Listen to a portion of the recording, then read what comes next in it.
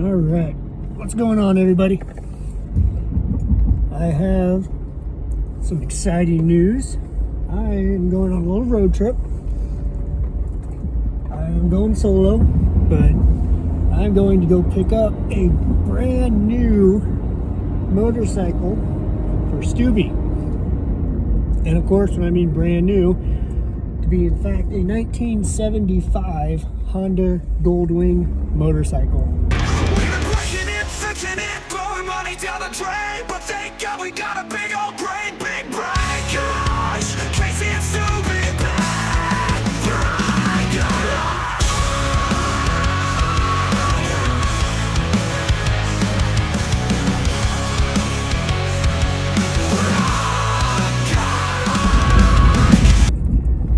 So me and Stoobie are about 3 hours apart, and kind of a bummer. It makes it really hard to collaborate with each other on things, but I mean, we're each probably going to do kind of videos of our own thing and try to get together as much as we can. Hopefully we're able to set some time aside to be able to go work on each other's projects and to help each other out. But that's what the whole car community is all about. It all started like, hey man, what are you doing this weekend? I've been talking to this guy with this motorcycle. I was like, Saturday I'm kind of busy. We went ice fishing. Unfortunately, we didn't get anything ice fishing, but hey, that's fishing. So today we had a couple other plans, but they didn't take as long as I thought they would. And I was like, yeah man, I can go today. So contacted the guy, he's at home, so we're gonna start making our way out there. I gotta stop at the bank and get some money. Stoobie's just gonna pay me back sometime. But yeah, just the car community reaching out. Hey, I'm looking at this motorcycle, I want it. Can you go get it for me? I got no plans, absolutely. He'd do the same for me. We both look at Facebook Marketplace, Craigslist a lot. And actually, it's kind of cool, him living down in Idaho. I can broaden that search radius down into Idaho, and I know I can contact him. It's like, hey, Stoobie, I've been looking at this. Do you think you can go pick it up? I've been talking to the guy. Can you drive by here, go check this car out? It's stuff we love to do. But I'm on my way now. I got my wife's Jeep. I got a trailer. We're gonna go pick up this 1975 Goldwing. All right, folks, we got her. Goldwing GL 1000. Now, not a lot to look at, missing a few pieces, but I mean, how cool do you see these old vintage motorcycles around? I mean, I don't see a lot of them. So hopefully Stoobie will be pleased with what's left, and I have more than enough confidence that he has the knowledge and willpower to get this thing back on the road. And who knows, maybe we'll have to do a motorcycle road trip in the future. But we got her loaded up, so now we're gonna make our way home, and I'm starving. It's supper time. I'm in my daily driver, just a 1997 Chevy K1500, just an OBS truck. But remember a while back, I went and got a motorcycle for Stoobie, 78 or 79 Honda Goldwing. Well, this is the weekend we deliver it to him. Yep, we're driving from Montana into Idaho. We got about, I'll say 3.5 hours drive over Mountain Pass. It looks pretty clear over there. Hopefully we won't see snow. If we do, hopefully not a lot of snow. Hopefully there's no ice. One of my favorite ski hills is up over the pass, and they do a pretty good job of keeping that highway clean for the most part. So we should have a pretty, hopefully uneventful road trip ahead of us.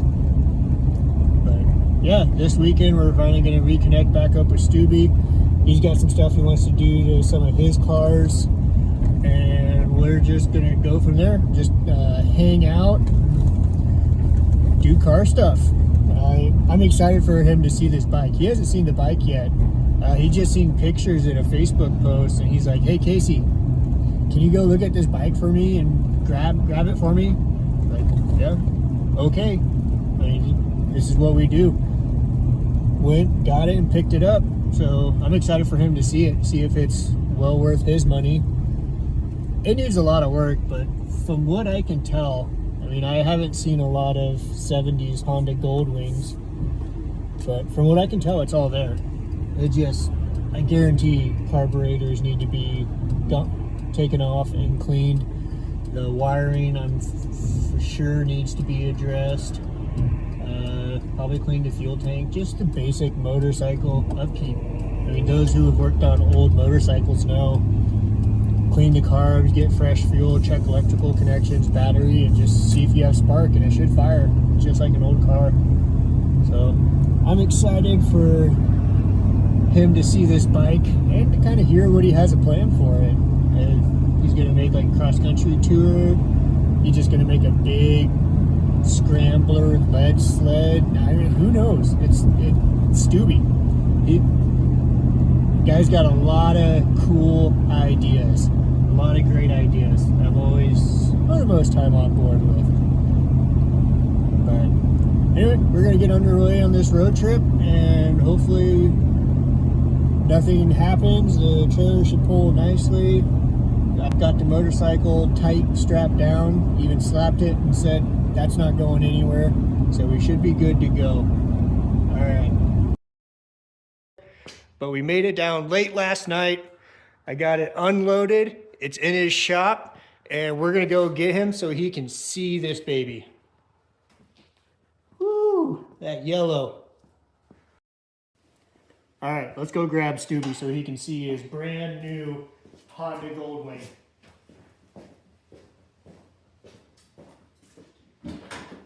You ready, Stoobie? Let's see it. Let's see it. Check her out. $250 special. Whoa, man, the yellow. Dude. Hell yeah. Wow, the yellow, and it's so squat. Yeah, the air shocks on it do not hold air at all. That was gonna be my question. But man, that's look at the way it sits in the squat. Big scrambler. Big beefy bastard. Oh my god, the yellow. I love the yellow. Compared to modern motorcycles, this was the touring bike. Yeah. This is what you got on to go across country. Yeah. This is Honda changed the game with this, right? For long tour cruisers. Seeing America on the back of one of these, it's just amazing. Opposed cylinders, a 4-cylinder, pistons going to the side. I mean, just incredible, the engineering of these bikes. God. Does anything work on it? I have no idea. We'll put a battery to it and see how it works, but man, this is cool. This is so cool. So then, with these, they didn't even have, this isn't even the gas tank. What? Some people might not know. This is just your storage space, your air cleaner. I don't know if you have a little toolkit in here too. There's a side compartment with all your servicing. That fool's me out. That was the gas tank. Yeah. So you fill up here like you would normally, and then the gas tank is right here. They wanted to keep that center of gravity as low as possible. And if you ask me, this looks like the kind of chopper you could curve some corners out with all that weight down low. Absolutely. Oh, man. And it looks like everything is there, too. All the electrical components. Looks like nothing's too spliced or missing, cut up. Yeah, we'll have to take a deep dive on it, and once we start breaking it down and see what needs replaced and whatnot, it's obviously seen some better days. But 56,000 miles on a Goldwing. Think about that. Most of my motorcycles, your motorcycles, 5,000, maybe 10, maybe 20. Goldwings, man, 100,000, 200,000. Goldwings are crazy, man. They're awesome. And this, the first generation, it looks sexy sitting down there, doesn't it? If this bike could talk, just the places it's been. Oh, where was it from? So the original title says it's from California, and I think it even has the plate. Yep, California, January 1992. Stoobie, I was 2 years old when this was last registered. Can you imagine cutting up canyons in California and hitting the coast and bombing around the mountains and oh man. Yeah, just the overall look of this bike is just amazing. It's awesome. I love it. I cannot wait to see what you do to this thing. What's your plan? What do you got? Where do you see this in the future? You know, I had thought about doing like the big fairing, like your second generation Gold Wings started to get more of the luggage, right? Oh, it's a And so- touring bus. Yeah, and I loved those. I didn't like when I got into the 90s and 2000s. It looked more spaceshipy, whereas some of the first and second generations just looked like big, beefy bikes. So I'm kind of throwing out that fairing idea. I'm thinking of just like this, maybe, you know, one clear windshield or something for the long tours, but I will say yeah, it'd be cool. Just leaving it like this. the windshield is nice. Yeah. Keep the bugs off your face. Yeah. Those are definitely coming handy. Yeah. Yeah, it's cool. What about colors? What do you think for colors? You dig into yellow? Oh yeah, yellow. This is for your B.O.B. You babe on back. Okay. You gotta find one of those, but then yes. Right here. That looks awesome. What do you think about like just black and yellow? Like some of this chrome, knocking down the chrome and going black and then black and real crazy yellow. Oh. Black, yellow, chrome. Hell yeah. That'll look great down the highway. Well, I'd like to apologize in advance to my bank account because it is going to take a big hit. Thanks, man. Thanks for picking it up, brother. Anytime, dude. This is what we do. This is what we do. This is what we do.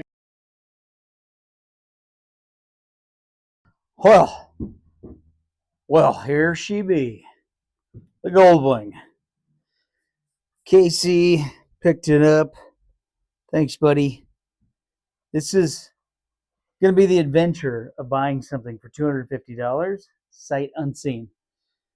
I told Casey, I've been looking for a Goldwing, and then this popped up, right? And it's like, dude, just go get it. Go get it. I'll owe you one. I'll Venmo you, right? But here it is. So let's start breaking it down, taking a look, see what we got here, okay? All right, so take a look at what we got. Again, the GL1000 was the very start. The big touring bikes coming in from Japan, you know, just like today, there's still a power creep of like, you know, bigger trucks, bigger engines, right? And everything gets bigger and bigger. You know, that was going on in the 70s too. It was, you know, 250s. Like if you go to Southeast Asia, you know, it's 250s and 125s everywhere, right? Not in America. Not in America, Jack. So it crept up 500s and then 600s and then 750s, right? 900s, and then Big Daddy GL1000. So what we got here is vertically opposed. Unfortunately, we do have 4 carburetors there. Syncing up 4 carbs is going to be fun. The goal will be to rebuild all 4 and then hopefully dial them in somewhat close to each other. So that is definitely going to be a time-consuming project here. We can see the usual thing of anything from the 70s. Look at that. That's the fuel hose right there. So that has given up. That is gone. So we can plan on doing some hose replacement, right? Which there shouldn't be that many for something this age, but there are some. You can see our starter down there. You can see the chrome is kind of gone. It looks like maybe at some point it painted these black, or maybe they originally came black. I think, I was talking to Casey, there's a little chrome on the back, a little chrome up front. I think it'd be super cool to take this to a black, yellow, black, yellow, black, yellow, black, yellow, black, yellow, black. You get the drift. So we'll talk about that here soon. We've got a radiator up front, water cooled. Probably got thermostat and a water pump right there. We got belt drive. We have the exhaust. Now that's one thing I really like having. Maybe not for the originality, but if you are trying to like fit on another exhaust, it's always a pain in the ass to like try and make it work. So it's great that we have these. As we saw in the first part of the video, shocks are totally gone. We'll have to get some new ones. Might be cheap and just find some universal ones that are black or something. Again, I like the black there. Yellow side covers. There's our battery compartment. It's faded, but I mean, this thing had to be gorgeous back in the day in '76. Just think about chopping up highways and back roads in California in 1976. This bright yellow big bike, low slung to the ground. Oh my gosh. How cool is this, man? It's so cool. Anyways, so, down the road, you want to go to a yellow. And, what the nice thing is now you can find these decals just about anywhere. So if you really wanted to get your stuff done in a hurry, sand it down, some new banana on there, slap a new sticker on. But we shall see how invested we get in this project. But, I mean, as far as classic bikes go, it's just got the look. It's got the look sitting down, right? So the seat is our next thing here. As we can see, the seat is pretty toast. I am going to show you how to sew that up. That is so important. You can see here some of the hardware was apparently not treated and rusted. You don't know if where exactly this spent its life. What was cool though, and maybe you like this, but the previous owner, the previous title, had this bike registered to a Navy ship. Somebody was living on a Navy ship or a Navy facility and registered this bike. So me being a military service member, Casey, former military service member, it'd be so cool to connect with that guy and be like, dude, did you sneak this thing on the boat? Did you take it to like Singapore, to Japan? What happened, And so it's one of those things like where you wish you could just talk to the previous owner, not to yell at him, because you definitely want to do that with a lot of previous owner decisions on vehicles. But with this, it'd be super cool just to find out the story, right? So anyways, the seat, I'm going to show you how to do a quick and dirty refurb, and it looks like we'll have to do it completely. So it actually might be a longer video, but at least you'll see how it's done. You don't have to be afraid of a sewing machine at all, but it looks like it's just a little spike type that you pull over. So it's definitely doable. I'm sure there's some out there. I have some leather. I'm sure there is a cover you could get. I don't know what you're talking, 50, 100 bucks, 150. So we may look at that, but I think it'd be cool to just redo this seat in some custom leather that we do. So we'll move on. All right. So here's where it gets good. We've got some wiring here. It looks like it was done by somebody not from the Honda Corporation. I see crimps here, so that's never great. And then going up, I thought I saw some up here behind the headlight. It's screwed in now, but when you get something like this that is this far, I don't want to say gone. It's never gone, but had this much use and previous owners that might have changed things around. It's always great to go on eBay and see if you can find a wiring harness and just start fresh. Start with one that you got to go by pictures, right? But usually they're like not messed with and they're in a better shape than what you might find for something like this. This might have been in somebody's backyard for a long time. So anyways, we will start looking for a wiring harness and rerun that. It doesn't look too hard. Here is where the wires go back into the fender. That's kind of a pain. And then as we saw under here, right, you have a rectifier, looks like some of these, and these are pretty crusty too. So we are no stranger to crusty wiring and crusty hoses here at Big Brain Garage. So let's pop open the top here. Now, again, this has the fuel gauge up top, which is still wired up, right? So your fuel gauge sits on top here, and then this comes up, and your actual fuel tank is right down here. One of the things that, I had a KLR, and I've had KLRs before. They're so top heavy. They're absolutely top heavy pigs. They'll go anywhere. They'll do anything you want. But man, they are so top heavy. So these are neat because the fuel tank is right here. Here's your filler, right? And then you have your air intake here, and then the fuel gauge up front. So there, and then also you have your air suspension there. I don't know if we're gonna go with air suspension again. We might just go with some cheap old shocks just to save, but we'll see. We'll see how far we get involved in this project. All right, then coming up here in your side panel, we have a lot more wiring. Let's see, reserve lighting unit. There is a lot of wiring in here for a 76, right? I was thinking like, oh man, I get lucky and it would be pretty simple, pretty easy. All the fuses are intact somehow. That's amazing. So then we have more wiring. This all looks like OEM wiring, not bubble wiring. Back there we can see the coil and all sorts of stuff. Kind of cool these covers drop off to the side like that for maintenance. I like that a lot. Cool little feature. We'll check out the other side here.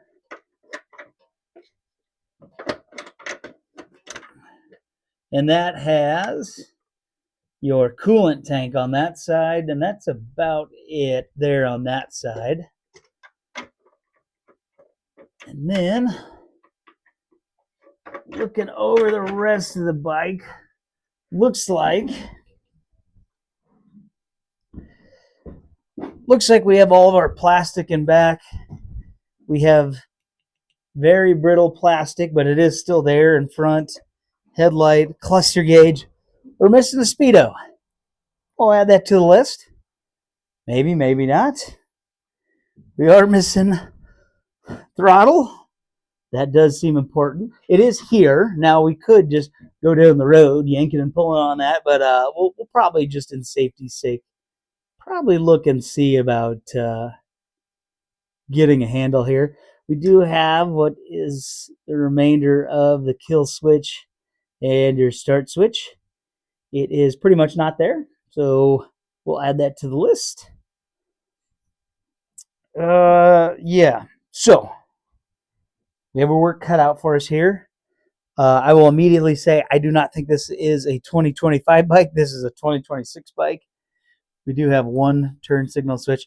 This is comfy. I like this style. This is comfy. I might have to get another throttle grip that looks just like that. So anyways, we got our work cut out for us. So we'll put that on the list. We'll start looking for parts. Looks like fork seals. The more you look at it, the more you find you got to do. But that's why it's $250. So we'll see. I think it's still got some potential. It's not dead yet. I'm excited. If you have a name suggestion for it, drop it in the comments. Let us know on Instagram, YouTube. What should I call this thing? A hope and a dream? A Honda and a dream? Bumblebee, but it's got yellow and blue stripes. What do you? We'll see. Anyways, thanks for tuning in to Big Brain Garage. You'll see more motorcycle stuff here soon as it gets to be summertime and it starts to warm up. Although I do say motorcycling is 4 seasons, baby. So, yeah, tune in and we will have more bikes, more cars, everything you love on next episode. We'll see ya.